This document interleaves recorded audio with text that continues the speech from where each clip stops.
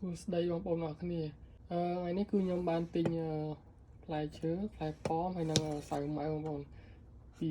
AliExpress ពី របស់ចិនបងប្អូនហើយរយៈពេលដឹកមកតែ4ថ្ងៃគឺដឹកមកដល់យើងហើយអីវ៉ាន់នៅក្នុងនោះគឺថោកបងប្អូនអីវ៉ាន់គឺខ្ញុំទិញថោកជាងនៅគូប៉ាំងបងប្អូនចង់ដឹងថាអាហ្នឹងយើងទិញមកហ្នឹងតម្លៃប្រហែលចាំមើលខ្ញុំនឹងបង្ហាញតែឥឡូវហ្នឹងគឺខ្ញុំចង់ហាយកែបងប្អូនមើលសិនឥឡូវខ្ញុំទិញនេះខ្សែខ្វាងបងប្អូននេះគឺតម្លៃវាខ្ញុំទិញចំនួនគីឡូគឺ 1.5 គីឡូហើយចាំមើលខ្ញុំទៅប្រាប់តម្លៃនៅក្នុង app តែខ្ញុំបានទិញហើយយើងទៅបើកមើលបងប្អូនគ្នាសិន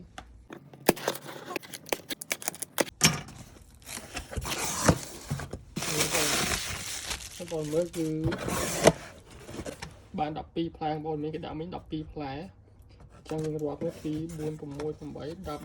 13អូគេលើឲ្យ1ផ្លែបងប្អូនគេលើឲ្យ1ផ្លែដោយសារប្រហែលជានឹងតូចណែបងប្អូនហើយតម្លៃគឺធូរថ្លៃមែនទែនហើយចំពោះ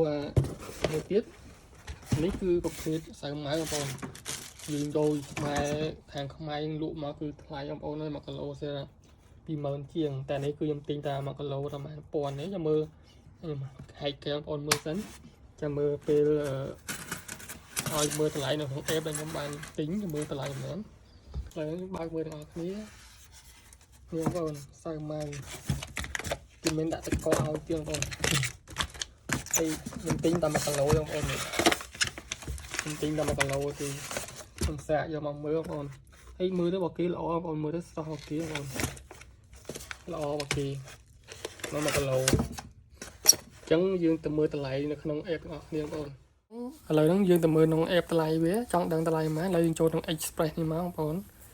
ហ្នឹងហើយហ្នឹងយើងទិញបានពីចិនមកអញ្ចឹងណាអូខេអញ្ចឹងឥឡូវយើងមកមើលតម្លៃនេះបងប្អូននេះតម្លៃគឺខ្ញុំបានទិញមិញគឺ1គីឡូបងប្អូននេះអាសាវម៉ាវខ្ញុំថាមិញហ្នឹង1គីឡូគឺតែ7000ទេហើយបើនៅនេះហើយបើអាឡើងផ្លែប៉ោមនេះ12ផ្លែមិញហ្នឹង1គីឡូកន្លះមិញហ្នឹងគឺគេថាបាន12តែមិញគេលើសឲ្យ1ហើយអញ្ចឹងក្នុង1គីឡូកន្លះអស់តែ7000ហ្នឹងបងប្អូនគឺធូរថ្លៃមែនទែនខុសពីក្នុងគូប៉ាំងខុសគ្នាឆ្ងាយហើយក្នុងគូប៉ាំងក៏អត់មានលក់នេះដែរបងប្អូនក្នុងគូប៉ាំងអត់មានលក់សាវម៉ាវទេហើយសាវម៉ាវយើងបែរច្រើនយកមកពីកៅទេសថ្លៃបងប្អូនអើយ1គីឡូស្អាតតែ20000ឬក៏15000យ៉ាងតិច20000ឬក៏25000ក៏មានដែរអញ្ចឹងគឺក្នុង app នេះគឺធូរថ្លៃបងប្អូនយើងទ្រាំរងចាំតែរយៈពេល3 4ថ្ងៃអីគឺបានហើយហើយរបស់គឺធូរថ្លៃខ្ញុំទិញតាម app របស់ចិនហ្នឹងគឺវាចំណេញលុយច្រើនណាហើយតម្លៃថោកហ្នឹងបងប្អូនគិតទាំងសេវាទៀតបងប្អូនមិនមែនតែតម្លៃឲ្យដឹកផ្សេងគឺក្នុងតម្លៃប៉ុណ្ណឹងឯងដឹកឲ្យយើង free ទៀតបងប្អូនដឹកឲ្យយើងទិញមិនក៏គេដឹកឲ្យដែរ